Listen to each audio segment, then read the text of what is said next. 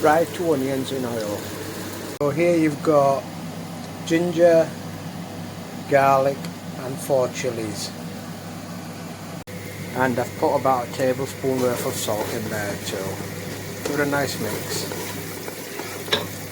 Once the chilies, garlic and ginger has fried off, add a tablespoon of cumin seeds,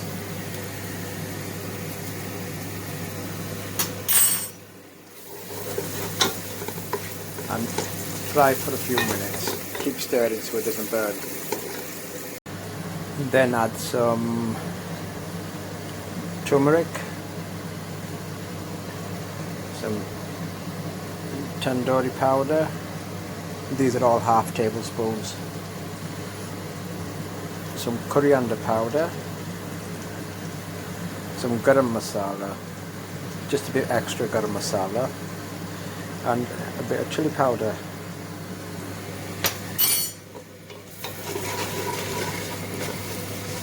Give it a nice stir. Be careful the spices don't burn and keep stirring for a few minutes. Half a tin of chopped tomatoes. Add a glass of water. After you've added the water, I cheat a little and blitz it.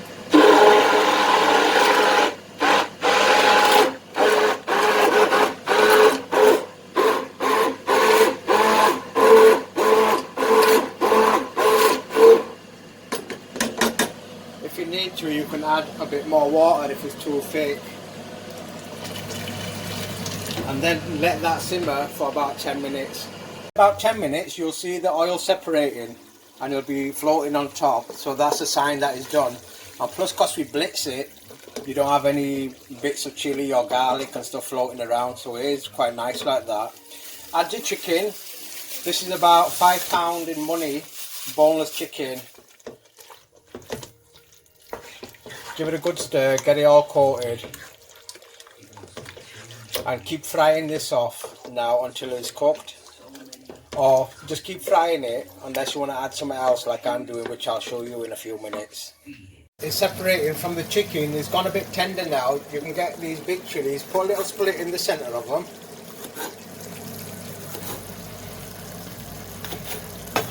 and then add them to the chicken.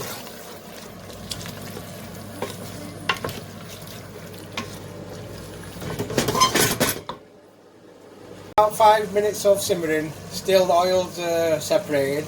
Got some chickpeas, 2 cans, I've just rinsed them out, add them to the curry. And then we've got some special herbs here. If you ring me on my number, I'll show you where to get these from. Nah, that's what it is. I usually add about a handful to sprinkle in, well maybe 2 handfuls, because it tastes quite nice. And then give all that a nice stir.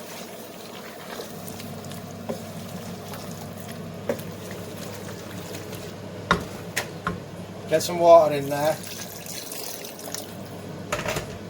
about a cupful.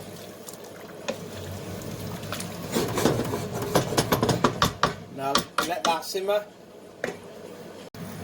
At this stage I also put a couple of slices of ginger in. If you just slice it, just take the ends off it, all the peelings,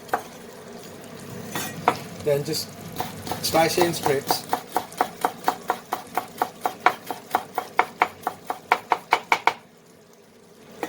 And then just add it to the curry, give it a little stir.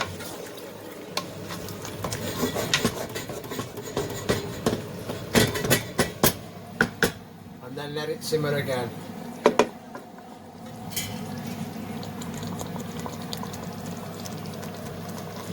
Ready. Usually I just use the top part. If you just break that off, you can obviously chop that and freeze it for something else if you want to, but then just chop it up.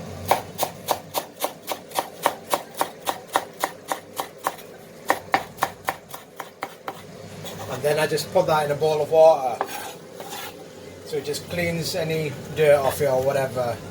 And then when you're ready, just strain it and add it to the curry. So now the chicken's quite tender, washed my coriander, strained it, just add it to the curry.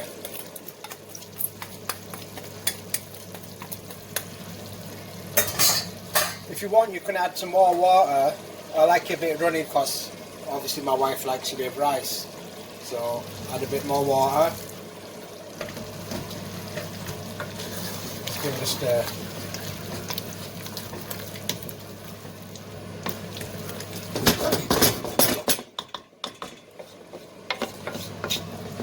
So I'd give that about another 5 minutes. You can add more water in there if you want, and that's done. Enjoy. As a last step, I like to grind a bit of cumin seeds up so that it's nice and fresh, give it that nice aroma and taste, and then just add that to the cooked curry and just give it a good stir.